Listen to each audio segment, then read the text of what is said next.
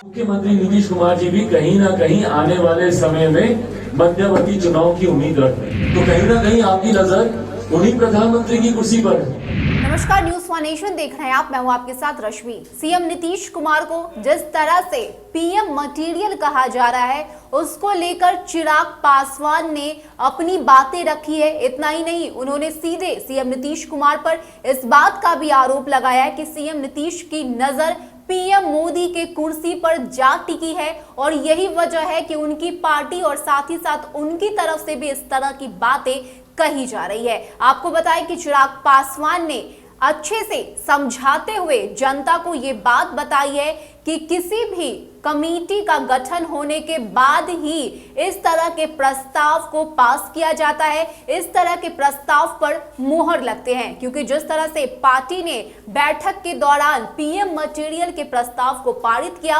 उससे ये साफ जाहिर है कि सीएम नीतीश कुमार अब खुद पीएम मोदी से बगावत करना चाहते हैं और यही वजह है कि उनकी पार्टी की तरफ से इस तरह के कदम उठाए जा रहे हैं। इतना ही नहीं, चिराग पासवान ने यह भी स्पष्ट कर दिया है कि बिहार में अब मध्यवर्ती चुनाव होकर रहेंगे, क्योंकि जिस तरह का रवैया सीएम नीतीश कुमार ने अपनाया है, वो लगातार पीएम मोदी के फैसले के खिलाफ खड़े होते हैं, चाहे वो सीए एनआरसी को लेकर हो, जातीय जनगणना को लेकर हो, या फिर इससे पहले भी जिस तरह से राम जन्मभूमि के मुद्दे पर भी सीएम नीतीश कुमार का विचार और पीएम नरेंद्र मोदी के विचार एक दूसरे से नहीं मिलते थे। इसको लेकर भी चिराग पासवान ने सीएम नीतीश को टारगेट करते हुए कहा है कि सीएम नीतीश अब सीधे पीएम मोदी से टकराना चाहते हैं और यही वजह है कि उनकी पार्टी की तरफ से इस तरह की बातें कही जा रही है। क्या कुछ कहना है चिराग पासवान का, किस तरह से उन्होंने जनता को अपनी बातें बताई हैं और साथ ही साथ सीएम नीतीश कुमार को लेकर उन्होंने क्या कुछ कहा है, आप पहले उनकी पूरी बातों को सुनिए। आप बार बार अपने पार्टी के अध्यक्ष को बनाते हैं, बदलते हैं, इन सब चीजों में क्यों लगे हुए हैं? क्योंकि मुख्यमंत्री नीतीश कुमार जी भी कहीं ना कहीं आने वाले समय में मध्यवर्ती चुनाव की उम्मीद रख रहे हैं। और मैं पुनः दोहराता हूं इस बात को, क्योंकि मैं भी मानता हूं कि बिहार में मध्यवर्ती चुनाव होंगे और उसी तैयारी में मुख्यमंत्री नीतीश कुमार जी लगे हुए हैं।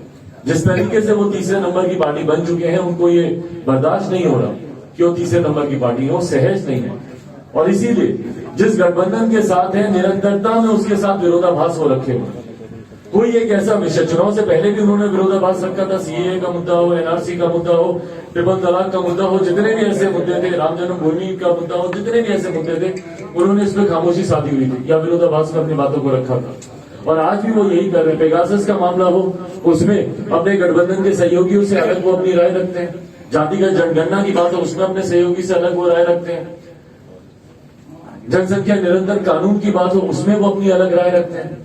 तो ये कहीं ना कहीं रास्ता बना रहे हैं अपने मौजूदा गठबंधन से अलग होने का, और यही कारण है कि पीएम मटेरियल का शगुफा इनकी तरफ से शुरू किया गया। भाई क्या जरूरत है आपको पीएम मटेरियल के बारे में चर्चा करने की? और चलिए, आपके किसी नेता ने बोल दिया एक बार तो बात आई गई भी हो सकती थी, पर अब तो बाकायदा आपकी एक बैठक में, जो कि राष्ट्रीय स्तर की इनकी एक बैठक थी, उसमें आपने प्रस्ताव तक पारित करवा दिया। और प्रस्ताव, मैं खुद एक पार्टी का राष्ट्रीय अध्यक्ष हूं, मैं जानता हूं कि कोई भी प्रस्ताव किसी भी दल में ऐसे ही नहीं बनता, ऐसे ही नहीं पारित होता। उसके लिए बाकायदा एक कमेटी तैयार होती है, उस प्रस्ताव को ड्राफ्ट किया जाता है, उसके ऊपर चर्चा होती है, उसके बाद राष्ट्रीय कमेटी के सामने वो प्रस्ताव आता है। तो जब आप पीएम मटेरियल की बात कर रहे हैं, तो भैया आप किसको आंख दिखा रहे हैं?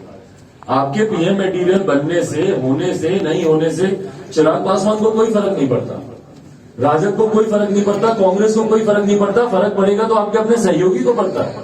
किसकी कुर्सी आप छीनना चाह रहे हैं भैया? अपने गठबंधन में जो आपका सहयोगी है, उन्हीं की पार्टी के ना प्रधानमंत्री हैं देश के।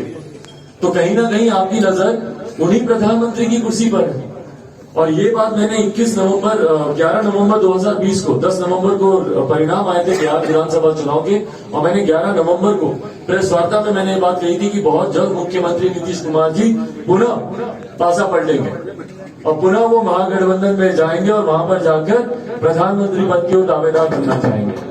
और ये कहीं ना कहीं उसी की ही भूमिका तैयार की जा रही है। जिस तरीके से वो भाजपा से धीरे धीरे अपनी दूरियां बना रहे हैं, ऐसे ऐसे विषयों को उठा रहे हैं जहां पे सहयोगी की राय अलग, आपकी राय अलग, तो ये तमाम चीजें दर्शाती हैं कि भैया बिहार आज की तारीख में मध्यवर्ती चुनाव की तरफ जा रहा है।